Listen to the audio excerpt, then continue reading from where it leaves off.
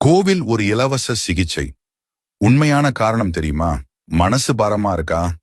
வாழ்க்கைய ஒரே குழப்பமா இருக்கா? ஒரு ரூபாய் கூட செலவு இல்லாம ஒரு சூப்பரான தெரபி இருக்குன்னு சொன்னா நம்புவீங்களா?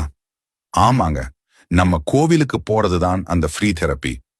இது வெறும் நம்பிக்கை மட்டுமில்ல, இதுக்கு பின்னாடி ஒளிஞ்சிருக்கு ஒரு அற்புதமான அறிவியல். வாங்க அதை உடைச்சு பார்க்கலாம். கிரவுண்டிங்.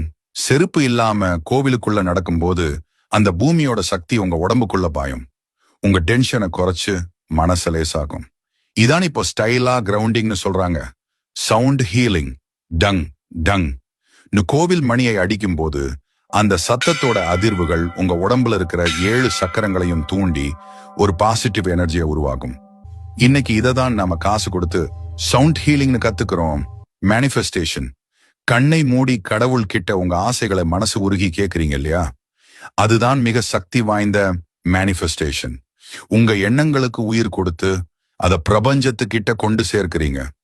Intention setting.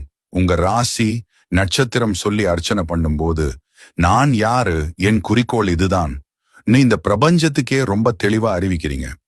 ரிஃப்ளெக்ஷன். கடைசியா அந்த கோவில்ல ஒரு 5 நிமிஷம் அமைதியா உட்கார்ந்து பாருங்க. எவ்வளவு பெரிய பிரச்சனையா இருந்தாலும் அந்த நிசப்தமான சூழல்ல உங்க மனசுக்கு ஒரு புது தெளிவு கிடைக்கும். இதுக்கு பேரு தான் ரிஃப்ளெக்ஷன் ஆன் லைஃப். இந்த அறிவியல் கோவிலுக்கு மட்டுமில்ல, நீங்க சர்ச்சுக்கு போனாலும் சரி, மசூதிக்கு போனாலும் சரி, இந்த பிரபஞ்சத்தோட விதிகள் எல்லாருக்கும் எல்லா இடத்துலயும் ஒண்ணுதான்.